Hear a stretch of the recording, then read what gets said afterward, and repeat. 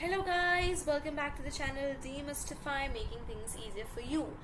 हम चल रहे हैं हमारे वॉल्टर टेरेंस स्टेस की the critical history of Greek philosophy की सीरीज़ में, जहाँ पर मैं ऑलरेडी चैप्टर 1 and 2 कवर कर चुकी हूँ। You can go and check out the playlist on my channel.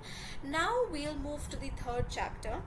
तो वैसे तो हमने बहुत डिटेल में एक्सप्लेनेशन लिया ही है दोनों चैप्टर्स का। अब हम बात कर रहे हैं पाइथागोरस की। सो हमने आयोनिक स्कूल के बारे में थोड़ी सी डिटेल में चर्चा की थी पिछले चैप्टर 2 में। ना तो Pythagoras according to them number was the first principle of all things. तो this is going to be very interesting. तो पाइथागोरस की लाइफ के बारे में हमें बहुत ज़्यादा नहीं पता है। 3 so-called biographies have come down to us from antiquity, but वो मतलब पाइथागोरस के काफ़ी सालों बाद लिखी गई थी, तो उसमें भी बहुत एक्स्ट्रावेगेंट ऐसी फैंटेसीज एंड माइथोलॉजीज, मतलब इस टाइप की स्टोरीज, मिराकल्स, वंडर, जादू टोना, ये सब चीज़ों के बारे में बहुत पाइथागोरस के साथ एसोसिएट किए जाते हैं। बहुत बड़े बड़े लेजेंड्स वगैरह एसोसिएट किए जाते हैं।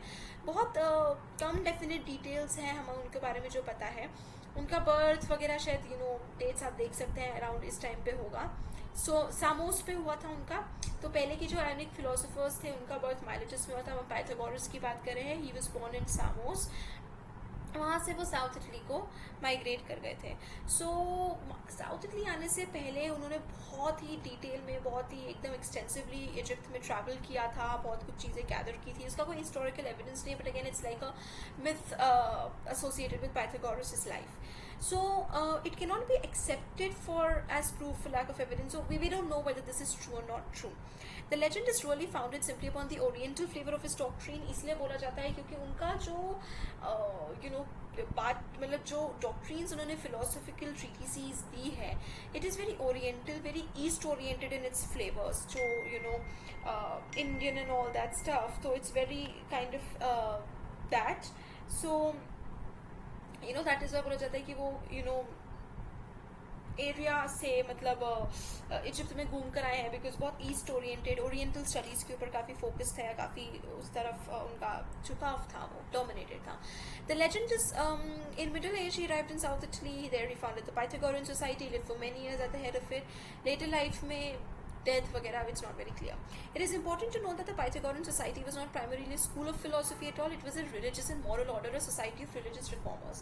तो देखते हैं कि पाइथागोरस ने अपनी शुरुआत कैसे की थी। स्कूल ऑफ फिलोसफी नहीं से नहीं, बट एक रिलीजियस रिफॉर्मेशन सोसाइटी की तरह, एक सोसाइटी जो कि रिलीजियस रिफॉर्मर्स की थी, चेंज लाने के लिए थी, रिलीजियस मॉरल ऑर्डर के ऊपर वर्क करती थी। पाइथागोरस जो थे वो ऑर्फिक सेक्ट से बहुत ज़्यादा रिलेटेड थे। एंड ऑर्फिक सेक्ट जो था, नाउ इट वाज अगेन जैसे कि आप समझ सकते हैं। So he was very much inspired from the Orphic sect. Now this Orphism was associated with Orpheus. Now this Orpheus was again a mythological character with so many powers and superpowers. उनके followers जो थे वो Orphist बने। They did all kinds of things like they talked about the transmigration of soul, reincarnation and stuff like that. So इन सब चीज़ों के बारे में काफ़ी पाइथागोरन की जो अर्ली स्टेजेस थे, वर्क जो था, this was all that he focused on. And the Orphic sect believed that release from the wheel of life, जैसे कि हम इंडियन फिलोसफी में बात करते हैं, तो that is how it has come to be associated कि Orphic sect जो था वो बहुत ज़्यादा इंडियन फिलोसफी, ईस्टर्न फिलोसफी से था, कि ईस्टर्न फिलोसफी में कैसे लिबरेशन, सैल्वेशन की बात करते हैं। That is what the Orphic sect also talked about. So Pythagoras must have come in contact with the Orphics and all of that stuff. तो पाइथागोरन्स का भी सेम रिचुअल था, but they added to this the belief that intellectual pursuits, cultivation of science and philosophy in general, the intellectual contemplation of the ultimate things of the universe would be of great help towards the release of the soul. तो ये सब चीज़ें तो था, लेकिन इसके साथ intellectual pursuit करना, इंटेलेक्चुअली अपने आप को एडवांस करना, नॉलेज गेन करना, ये सब चीज़ें हमें काफ़ी हेल्प करेगी।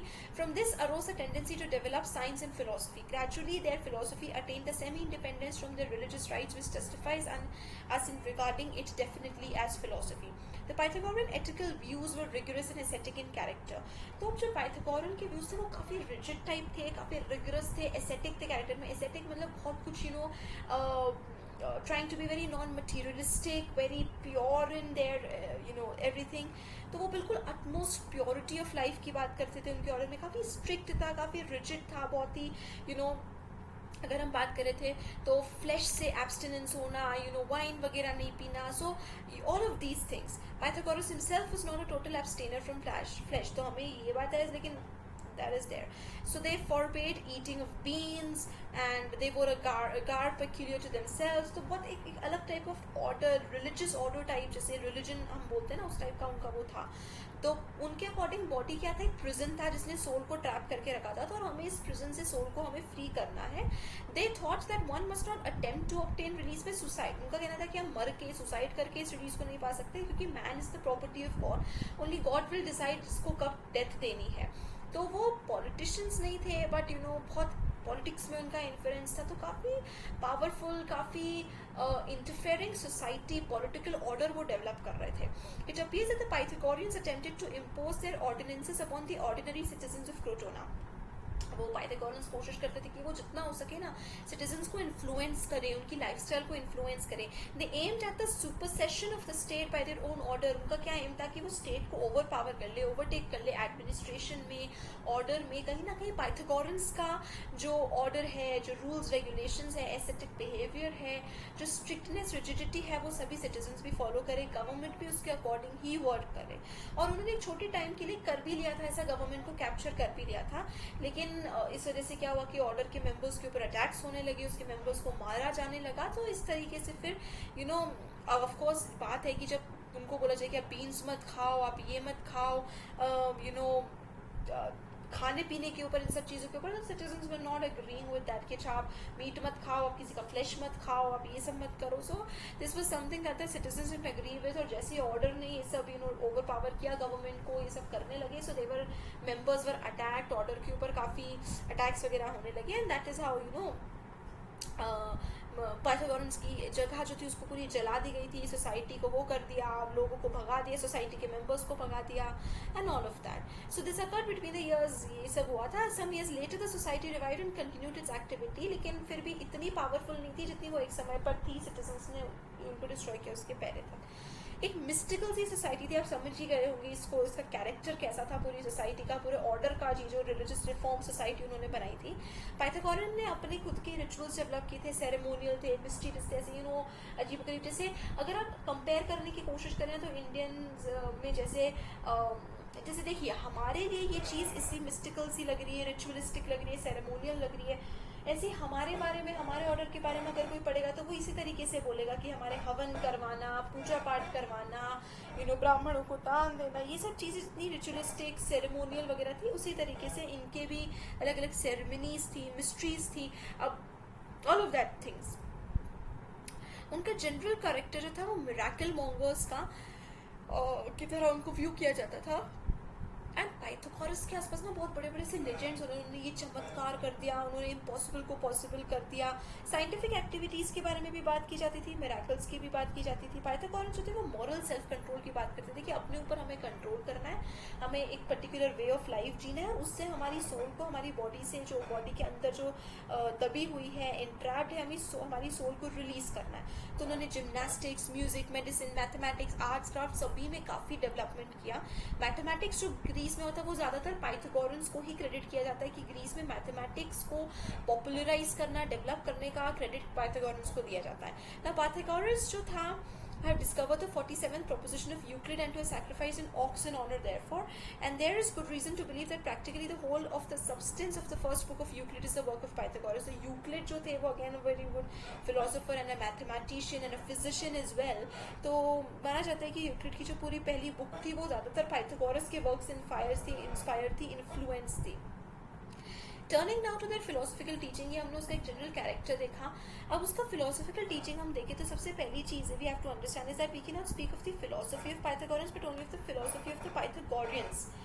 पाइथागोरस की जो फिलोसफी थी हम पाइथागोरस की नहीं बात कर सकते थे, क्योंकि हमें नहीं पता कि पाइथागोरस में इसका कितना शेयर था, पाइथागोरियंस का कितना शेयर था, वो कितनी चीज़ों में मानते थे और व्हाट कितना कंट्रीब्यूशन था। Now we recognise objects in the universe by means of their qualities, but the majority of these qualities are not universal in their scope, some things possess some qualities, others possess others। तो हम अब देखिए, let's start understanding उनकी philosophy क्या थी पाइथागोरियंस की, not Pythagoras की, क्योंकि हमें नहीं पता कि इस फिलोसफी में पाइथागोरस का इंडिविजुअल शेयर कितना था।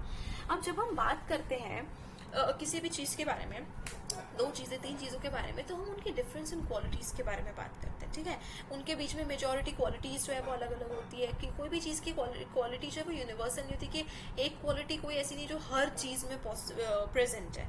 तो अ लीफ जैसे कि ग्रीन है, लेकिन सारी चीज़ें ग्रीन नहीं है, किसी चीज़ों में कलर होता ही नहीं है, कुछ चीज़ों में टेस्ट होता है, कुछ में स्मेल होता है, कुछ में सब होता है, कुछ में कुछ नहीं होता है, कुछ में शेप होता है, कुछ में फॉर्म होता है, कुछ शेपलेस होते हैं। तो ऑल ऑफ दीज थिंग्स, ठीक है, कोई क्वालिटी नहीं है जो यूनिवर्सल है, जो हर चीज़ पे अप्लाई करती है। सभी चीज़ें न्यूमरेबल है, काउंट की जा सकती है। There is no quality which is infinite, which is applicable to every other thing. Moreover, it is impossible to conceive a universe in which number is not to be found. तो Pythagoras के लिए जो first principle of things था वो थे numbers. You could easily imagine a universe in which there is no colour, no sweet, no taste, nothing. तो Pythagoras का कहना था कि आप बिना कलर, बिना टेस्ट, बिना स्मेल वगैरह सबके साथ आप जी सकते हो, लेकिन बिना नंबर्स के लिए कि आप नहीं जी सकते। You can not imagine universe which there is no number. This is an inconceivable thought. Upon these grounds we should be justified in concluding that number is an extremely important aspect of things and forms a fundamental part of framework of the world. And it is upon this aspect of things that the Pythagoreans laid emphasis. सबसे ज़्यादा emphasis उनका किस पे ऊपर था? numbers के ऊपर. They drew attention to proportion, order, harmony, कि कैसे notes एक proper order लेकर आते हैं, एक harmony लेकर आते हैं universe के अंदर। एक हर चीज़ का एक proportion होता है, quantity fix होती है। तो हम देखते हैं कि proportion, order, harmony ये सब चीज़ें कितनी closely connected है number से। हर चीज़ की quantity fix है, हर चीज़ एक proportion में हो रहा है। numbers are something जो harmony लेकर आते हैं, मतलब harmony numbers को बहुत closely हम associate करते हैं, ठीक है। जैसे प्रपोर्शन की बात करें तो प्रपोर्शन कैसे दिखाते हैं? नंबर्स की हेल्प से, 1:10, 1:20, 1:2, 1:3।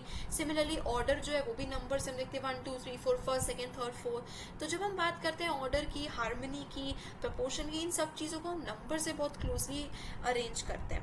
अगर हम हार्मनी की बात करें तो यूनिवर्स अगर एक हारमोनियस हो रहा है तो हम लोग सिर्फ म्यूजिक की बात करें, म्यूजिकल नोट्स, जैसे म्यूजिक में कैसे हार्मनी होना चाहिए, नोट्स का एक प्रॉपर कंजेक्चर होना चाहिए, साथ में होना चाहिए। लेकिन Pythagoreans lived in an age when men were not practiced in thought and they confused cosmical harmony with musical harmony. तो उन्होंने क्या करा कि हार्मनी, यूनिवर्स की हार्मनी को म्यूजिकल हार्मनी के साथ एसोसिएट करते हैं, कि म्यूजिकल हार्मनी, नोट्स, म्यूजिक की हार्मनी, कॉस्मिक की हार्मनी एक जैसी है, एंड उनको लगा कि दोनों चीज़ें सेम है। Of course we know that these two things are different, they can be same, उनका कैरेक्टर बहुत कुछ अलग भी है, सेम भी है, that's another topic. But yes, हम जब बात करते हैं कि अगर हम ये बोलते हैं कि so they thought the two things are same. Now musical harmony is founded upon numbers again, and the Pythagoreans were the first to discover this. अगर आप if somebody is associated with music, somebody studies music and all that stuff, they must be knowing how music is associated with numbers, musical notes is associated with numbers, and everything, their beats and their rhythm and all of that stuff, it's all associated with numbers again. So Pythagoreans ने देखा कि हर चीज़ का root, हर चीज़ का core, every order is maintained only with the help of numbers, ठीक है। हमने देखा कि कैसे नोट्स में वेरिएशंस कैसे आते हैं, मतलब क्योंकि उनके डिफरेंट नंबर ऑफ वाइब्रेशंस होते हैं। एक नोट कितनी वाइब्रेशन क्रिएट कर रहा है, दूसरा नोट कितनी वाइब्रेशन क्रिएट कर रहा है, और इसी वजह से उनकी साउंड में डिफरेंस आ रहा है, इसी वजह से उनकी क्वालिटी में, नोट्स में डिफरेंस आ रहा है। तो इसीलिए everything, the musical intervals are based upon numerical proportions, कि कितनी beats देना है, कितना वो करना है। हर इंस्ट्रूमेंट की वाइब्रेशन अलग होती है, the number of vibration of each instrument जो है वो उसकी साउंड में चेंज लेकर आता है। तो पाइथागोरस ये चीज़ करती है कि जैसे म्यूजिकल हार्मनी होती है, वैसे यूनिवर्स की हार्मनी भी नंबर्स के ऊपर बेस्ड है। तो इसीलिए पाइथागोरस के लिए स्टडी ऑफ मैथमेटिक्स एक बहुत ही रूट चीज़ थी। Arithmetic is the science of numbers, ठीक है, और mathematical science are ultimately reducible to number. जितने भी जो भी मैथमेटिक्स वगैरह, हम सबको फर्स्ट प्रिंसिपल को हम नंबर्स पे रिड्यूस कर सकते हैं। एंगल्स है, हम उसको डिग्रीज में नापते हैं, वो भी नंबर्स है। टेम्परेचर है, everything is based upon numbers according to the Pythagoreans. अब हम जैसे ऑलरेडी पॉइंट आउट कर चुके हैं कि हम अकॉर्डिंग टू देम ये बात है कि नंबर यूनिवर्स का एक बहुत इंपॉर्टेंट एस्पेक्ट है, और पाइथागोरियंस के according number is the fundamental of the universe. लेकिन पाइथागोरियंस इसको और आगे ले गए। They drew that what seems to us the extraordinary conclusion that the world is made of numbers. हम अभी तक क्या बात कर रहे थे कि अच्छा एवरीथिंग, मतलब ये, लेकिन पाइथागोरस इसको कहाँ तक लेके, the first principle of everything is number. सभी चीज़ें बनी ही नंबर्स की है। This is the heart of Pythagorean philosophy, that everything is made of numbers. जैसे थेलीज ने बोला वाटर, एनाक्सिमीन्स ने बोला एयर, एनाक्सिमेंडर ने बोला इंडेफिनिट पार्टिकल, तो पाइथागोरन्स ने बोला first principle of things is number. Number is the world ground, the stuff out of which the universe is made. तो detail application of this principle to the world of things, we have a conglomeration of extraordinary fancies and extravagances. अब इसके explanation अगर में हम जाए कि कैसे number से सारी चीज़ें बनी है, तो उसका बहुत डिटेल में हमें बहुत सारी चीज़ें एक्स्ट्रावेगेंसीज, फैंसीज, मिथिकल स्टोरीज, मिस्ट्रीज वगैरह, ये सब चीज़ें बहुत चमत्कार, मिरेकल्स वगैरह, एवरीथिंग, इन सब चीज़ों के बारे में हम सुनते पढ़ते हैं, क्योंकि इसी तरीके से उन्होंने नंबर्स का एक्सप्लेन किया कि कैसे पूरा यूनिवर्स जो है ना वो नंबर्स से बने हैं, वो इतनी सब चीज़ों का यूज़ करें. This is the prime, in the first place all numbers arise out of the unit. एक यूनिट से सारे नंबर्स निकल कर आते हैं. This is the prime number, every other number simply being simply so many units. ठीक है, तो कहने का मतलब है कि यूनिट से निकल के नंबर आते हैं एंड हर नंबर की अपने अंदर उतनी उतनी यूनिट्स होती है. The unit then is the first in the order of things in the universe. तो यूनिट सबसे पहली चीज़ है. ठीक है, again numbers are divided into odd and even. अब नंबर्स को भी ऑड एंड इवन में हम डिवाइड करते हैं. करेक्ट.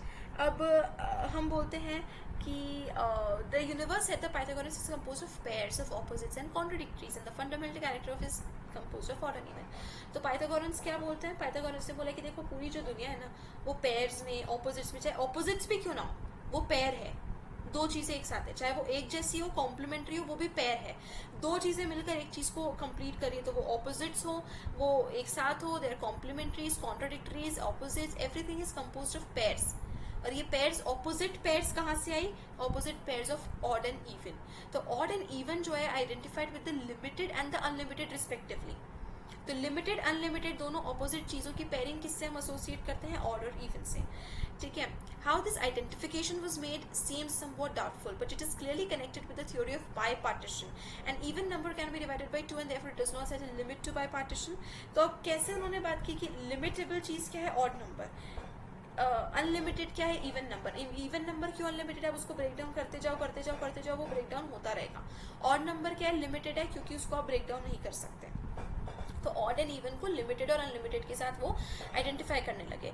अभी आइडेंटिफिकेशन कैसे हुआ, उन्होंने कैसे करा, ये इसकी प्रोसेस हमें पूरी नहीं पता है. How did they reach to that point? But it is clearly connected with the theory of bipartition. And even number can be divided by 2 and therefore it does not set a limit to bipartition, hence it is unlimited. And odd number can not be divided. यही चीज़, odd number को divide नहीं कर सकते, वो limited है. Even number को divide कर सकते हैं, वो अनलिमिटेड है. The limited and the unlimited become therefore the ultimate principles of the universe. The limit is identified with unit and this again with the central fire of the universe. तो जो limit है सबसे पहले वो more and more unlimited को अपनी तरफ खींचती है. अब आप ये पूरा एक्सप्लेनेशन समझने की कोशिश कीजिए कि जो लिमिटेड है वही सेंट्रल फायर है पूरे यूनिवर्स का. लिमिट जो है वो अपनी तरफ चीज़ों को खींचने की कोशिश, लिमिट जो है वो अनलिमिटेड को अपनी तरफ खींचने की कोशिश करती है. And becoming limited it becomes a definite something, a thing. मतलब आप ये प्रोसेस समझना हमारे लिए थोड़ी मुश्किल है, लेकिन यही बात है कि लिमिटेड जो है, the limit draws more of the unlimited towards itself. यानी लिमिट अपने तरफ अनलिमिटेड को खींचता है और वो कुछ एक समथिंग में टर्न होते जाता है. So the formation of the world of things proceeds. The Pythagoreans drew up a list of 10 opposites of which the universe is composed. They are limited and unlimited. तो पाइथागोरियंस ने क्या किया? 10 list बना दी पूरी. अच्छा, अभी हम एक्चुअली एक प्रॉब्लम ये हुई कि we forgot to highlight some things. Let's just quickly ऊपर जाके थोड़ा सा हम हाईलाइट कर देते हैं द इम्पोर्टेंट पॉइंट्स. देखिए, इनकी प्राइवेट लाइफ, इनका कैरेक्टर वगैरह तो ठीक है कि moral order, society of religious reforms, ये सब चीज़ें हैं. और फिक्स सेक्ट से बहुत ज़्यादा ये इंस्पायर्ड थे, रिलीजन, सोल वगैरह. हम बात करेंगे मेन हमारे लिए आता है कि for the Pythagoreans everything was made of numbers. So they talked of proportion, they talked of proportion, they talked of harmony, they talked of order. Everything was measurable by numbers. Okay. They said that world is made of numbers. That means that Pythagoreans teach that the first principle of things is number. They talk about the odd and even. They talk about the limit and the unlimited. Okay. I'm sorry, थोड़ा सा ज़्यादा ही वो हो गया. odd and even, limit and unlimited. They talk about limit and unlimited become this. Limit is formed first and proceeds to draw more and more of unlimited towards itself. अपने आप को एक something में बना लेता है वो. And this, okay, these are some important points जो हमें देखने की जरूरत है. So with the 10 list of opposites हम यहाँ देख लेते हैं. Limited, unlimited, odd and even, one and many, right and left, masculine, feminine, rest and motion, straight and crooked, light and darkness, good and evil, square and oblong. These are the 10 list of pairs, opposites I mean. A further development of the number theory, Pythagoreanism becomes entirely arbitrary and without principle. We hear that 1 is the point, 2 is the line. अब हम देखते हैं कि कैसे वो numbers के साथ हर चीज़ को एसोसिएट करे. हर चीज़ के लिए पाइथागोरस ने एक नंबर दे दिया है. तो पॉइंट क्या है 1, लाइन है 2, एक प्लेन है 3, सॉलिड इज 4, फिजिकल क्वालिटीज है 5, animation is 6, intelligence is 7, health, love, wisdom and so on. तो सबको पाइथागोरस ने सबके साथ हर चीज के साथ एक नंबर एसोसिएट कर दिया. Identification of the different numbers with different things can only be left to whim and fancy of the individual. उन्होंने कैसे एसोसिएट किया, क्यों एसोसिएट किया, हमें कुछ नहीं पता, लेकिन उन्होंने हर चीज को नंबर्स के साथ एसोसिएट कर दिया. The Pythagoreans disagreed among themselves as to what number is to be assigned to what thing. For example, justice, they said, is that which returns equal for equal. तो जस्टिस को उन्होंने क्या बोला, equal for equal जो वो करता है तो उसको एक स्क्वायर के साथ कर दिया, स्क्वायर रूट कर दिया. तो ये only numbers which do this are square numbers. तो 4 equals 2 into 2, तो return equals, so 4 then must be justice. तो इस तरीके से a number which returns equal,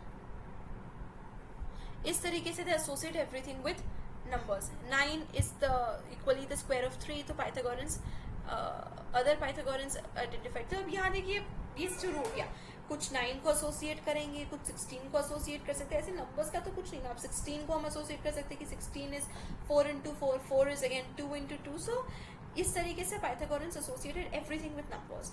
according to Philolaus, one of the most prominent Pythagoreans, the quality of matter depends upon the number of sides of its smallest particles. Of the 5 regular solids, they were known to Pythagoreans that matter whose smallest particles are regular tetrahedra, said Philolaus is fire. Similarly, Earth is composed of cubes and the universe is identified with the dodecahedron. तो ये सब चीज़ें हम numbers देख सकते हैं कि उन्होंने कैसे किस चीज़ को किसके साथ एसोसिएट करा.